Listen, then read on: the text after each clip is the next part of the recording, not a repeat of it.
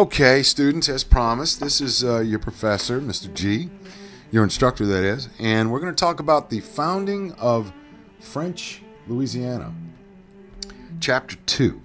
Now, even though LaSalle's expedition had gone awry, the French still wanted to colonize the lower Mississippi Valley. And Louis XIV, convinced by the arguments of Pontchartrain, Maurepas, and Vauban, agreed to underwrite the founding of an outpost in Louisiana. He chose a talented officer to lead the venture, Pierre Le Moyne, better known by his title, Sieur de Bienville, who had recently distinguished himself in the War of the League of Augsburg. Iberville was born in 1661 on his family's St. Lawrence River estate in French Canada, where his father had immigrated and amassed a large fortune. The elder Le Moyne had 11 sons, each of whom, upon reaching adulthood, took the name of a place in Normandy as part of his formal title of nobility. Now, what Iberville did was he bought 4 ships, 2 frigates and 2 smaller vessels, and he assembled 200 prospective colonists, and enlisted the services of 2 companies of Royal Marines. Iberville's younger brother, Jean-Baptiste Le Moyne, the Sieur de Bienville, agreed to serve as a lieutenant on the expedition. The 2 brothers, Iberville and Bienville, left a lasting mark on the Louisiana colony, and their names are still well known today. The French colonization fleet sailed from La Rochelle, France, on September 24th, 1698, bound for the northern Gulf Coast near the mouth of the Mississippi River. Not the river, the Mississippi River. They dreamed of basically finding this great French city at the mouth of the Mississippi River. And the expedition, once they got there, traveled westward from Ship Island, which is off the coast of Biloxi, during stormy weather, arriving at the mouth of the Mississippi on March 2nd, 1699, Mardi Gras Day. Now, this is marked if you go to Fort Jackson in Plaquemine Parish, which is still there. Right across the Shell Road is the marker of where they landed. And a lot of mosquitoes out there in the summertime and wasps. Okay? So, initially they saw very few Indians, but eventually the exploration party arrived at a relatively large settlement marked by a red pole used by the Indians for ceremonial purposes. Iberville accordingly named this spot, and you guessed it, Baton Rouge, which means red stick. The natives there appeared peaceful, so the French continued north to the present-day Pointe Coupee region. Here they met the Houma Indians. Well, what happened was the party had split up, and Bienville led the first group downriver past the future location of New Orleans and out the mouth of the Delta. Iberville took the second party and made a portage across Bayou Manchac, south of modern Baton Rouge, eastward through Lake Pontchartrain and Bourne, and into the Mississippi Sound. Both parties arrived back at Ship Island about the same time. They also marked the first substantive relations between the French and Native Americans. Now, the first settlements in Louisiana occurred, here's one called English Turn, and that was almost a battle that took place where one of the brothers actually caused the British to turn around, and that's why it's called English Turn. Of course, we have a golf course out there now. Iberville decided to go back to France, I believe, at that time. Yes, he did return to France. And they started construction on a fort called Fort Maurepas. And that was going to be like a claim for the French. After his brother's departure, Bienville organized a small expedition and returned to the lower reaches of the Mississippi. And this is where they met the English, who were looking to colonize down there as well, but they didn't get the chance because basically Bienville called their bluff. And but they built a blockhouse down there near English Turn, and Iberville named the place Fort de la Boule at the time. After the fort was built in lower Mississippi, Iberville decided that Louisiana could even be better defended if they were linked by French Canada by way of the inland rivers, mostly the Mississippi River.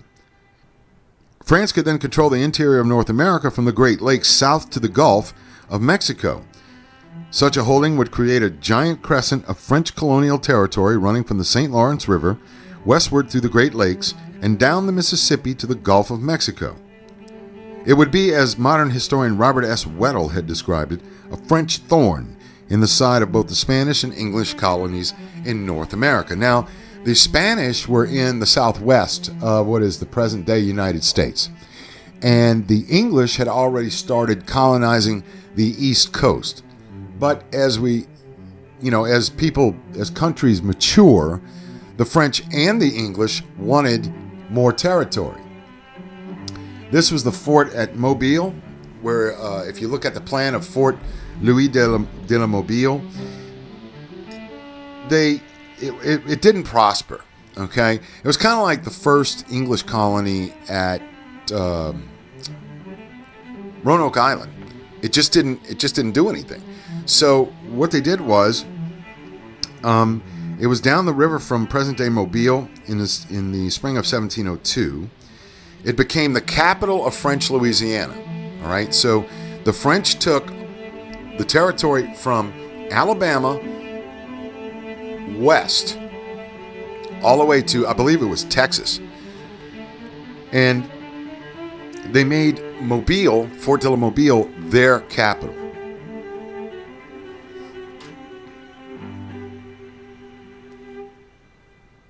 In 1709, the French relocated the fort several miles east to the site of modern-day Mobile. And in the meantime, the small settlement on the Gulf Coast, where's my mind, also moved eastward to its present location at modern Biloxi in an effort to secure a better site. Now, there were problems with the government going on at the time.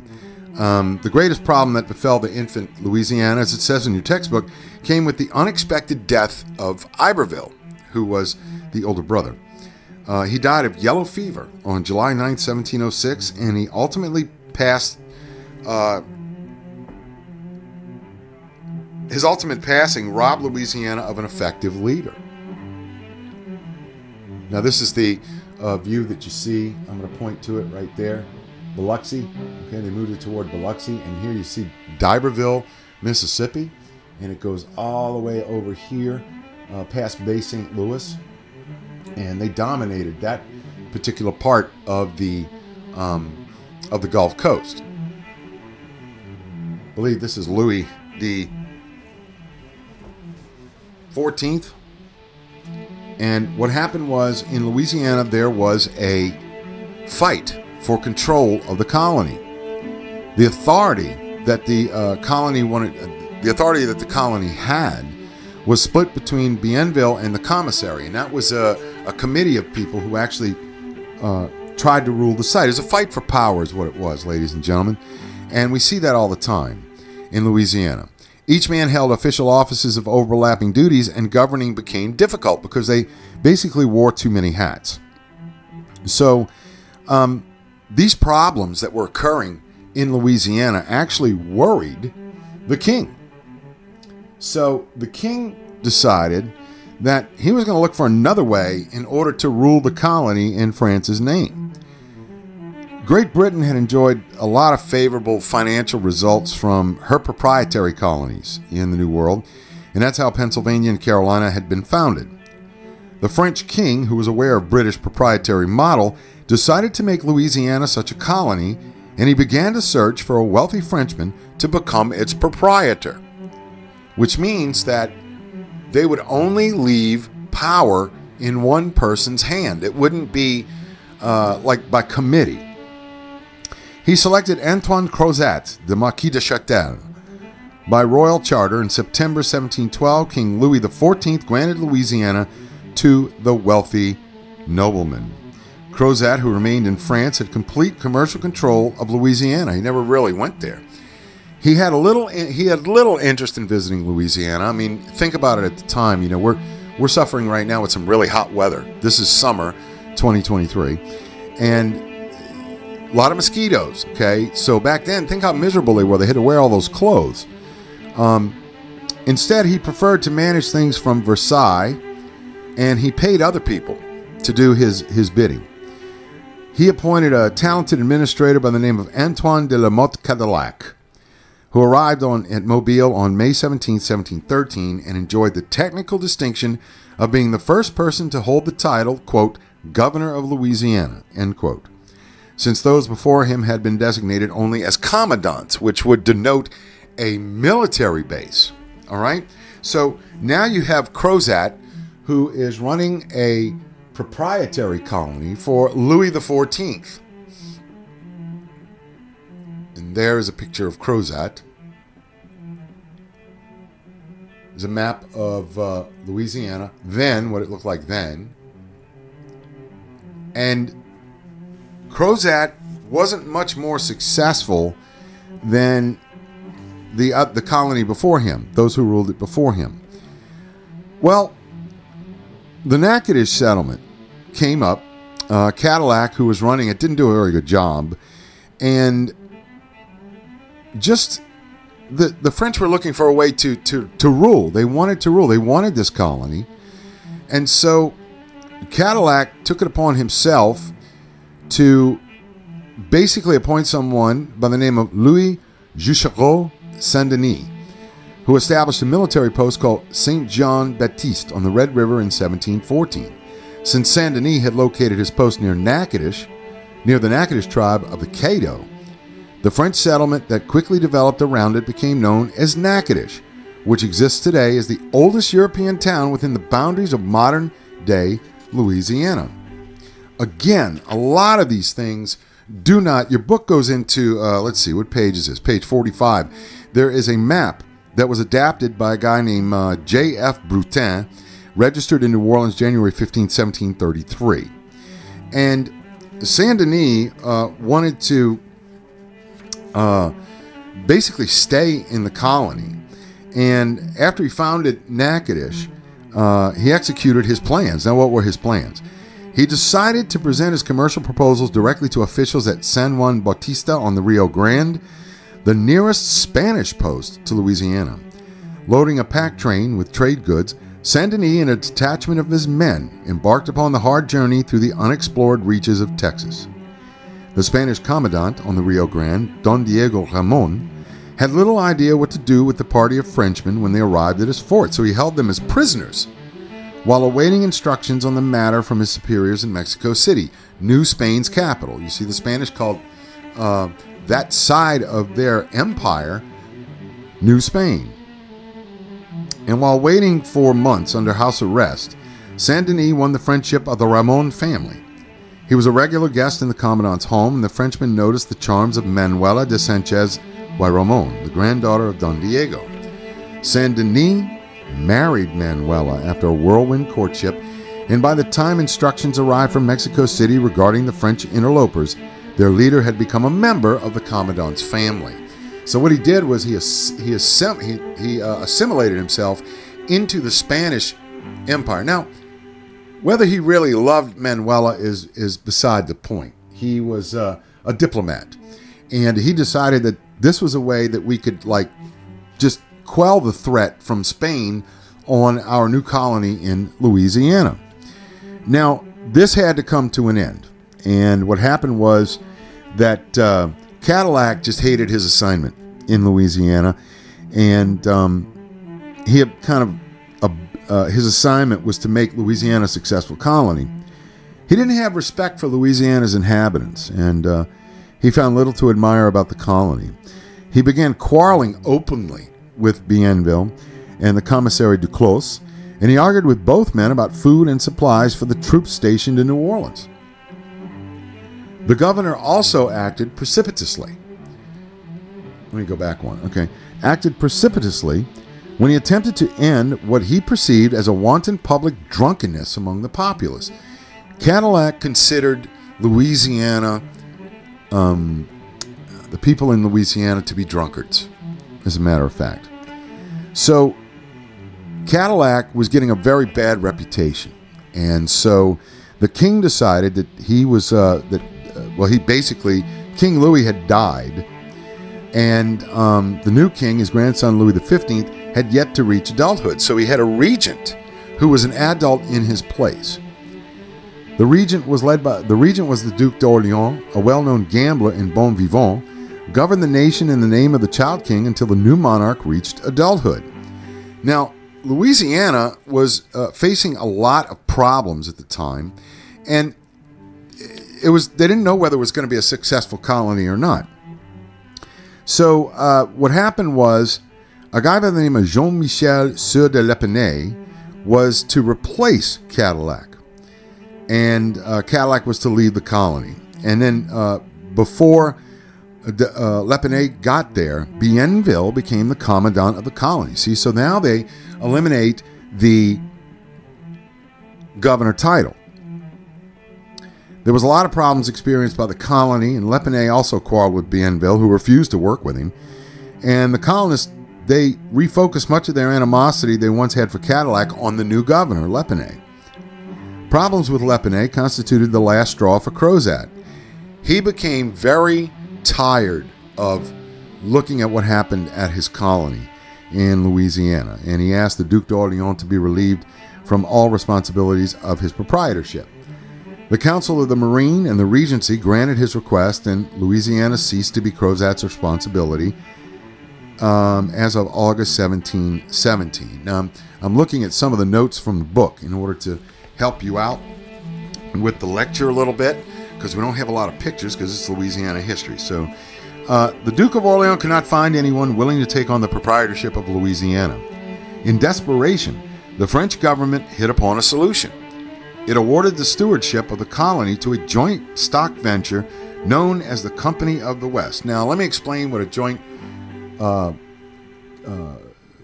venture is in economic terms. It's a stock company. And what they do is they go to people to buy stock, and they take that money that they make from the stock and put it into the colony. Well, the people that are investing in the colony, they want to see a return, a very strong return. And there was a Scottish guy that came along. His name was John Law. Let's see if I got a picture of him here. All right. This is John Law. He lived from 1671 to 1729. And he was just a gambler. All right. And he went around Europe conning different people. But he studied banking. And he was very good at finances. And he introduced important new ideas to the practice of banking. So the Duke of Orleans was very enamored with John Law. And so Law organized the General Bank of France in 1716 with himself as a managing director. And shortly thereafter, the government decreed that the currency issued by the bank would be the legal tender of the nation. Now, at first it worked. And in 1718, what he wanted to do, John Law, was to use the bank's assets to promote the colony of Louisiana. Well, to make a long story short, it failed, and it was called the Mississippi Bubble. All right, and it just didn't work. I mean, and that seems to happen a lot. We have a lot of people who organize things for Louisiana, and then they abscond with the money. New Orleans was founded in 1718. And since France already had a city on the Loire River that bore the Duke's name, the Duke of Orleans, Louisiana Post would be called, in French, Nouvelle Orléans. Translated means New Orleans. The company in 1720 sent an engineer. His name was Adrien de Pauget, and he oversaw the completion of the town. Now, Pauget laid out the distinctive rectangular street plan that still exists in New Orleans today, in the Vieux Carré, or the French Quarter. And under his tutelage, under the new city, New Orleans prospered because it became the capital of French Louisiana in 1721. And again, we're going to see this in the Civil War. The War of 1812, that New Orleans needed to be captured by the British because it was what? A port city. Again, we would see that with the Anaconda Plan that came through from the Union in 1862 to capture New Orleans. So there was a storm in 1723, and Louisiana started to grow, and this growth occurred in spite of the devastation done by several hurricanes. Remember, back then, they couldn't really predict it, and they didn't have radar. And it destroyed a great many houses in New Orleans. there was more of a development to rebuild the houses after they had been destroyed. Also, the company established 2 new posts at Baton Rouge in 1722 and Poste de Rapides in Alexandria on the Red River in 1723. This was the Company of the West. They were the ones that ran the colony of New Orleans. And this is an example of what the streets look like in New Orleans now. Okay? So what happens is Louisiana Colony is basically taken on a ride by John Law, and then New Orleans under Pauget, it becomes a prosperous city despite what was going on. So for 3 years, starting in 1717, the company undertook the shipment of French convicts, both male and female, to Louisiana. Now, a lot of people say that Louisiana was a penal colony. Not specifically. They sent people there to populate it, and that's what happened. They were hardened criminals, and they went to the colony because basically what the French did was offer them freedom. Now, many of the convict immigrants had committed crimes of relatively minor consequence, such as petty thievery, vagrancy, and disorderly conduct, while others of them had been consigned to debtor's prison. Back then, when you had they put you in prison for your debts. That's illegal now. They can't do it now. Most of the people that immigrated to Louisiana hoped to live a sturdy, respectable folk seeking to better their condition, which is what immigrants do.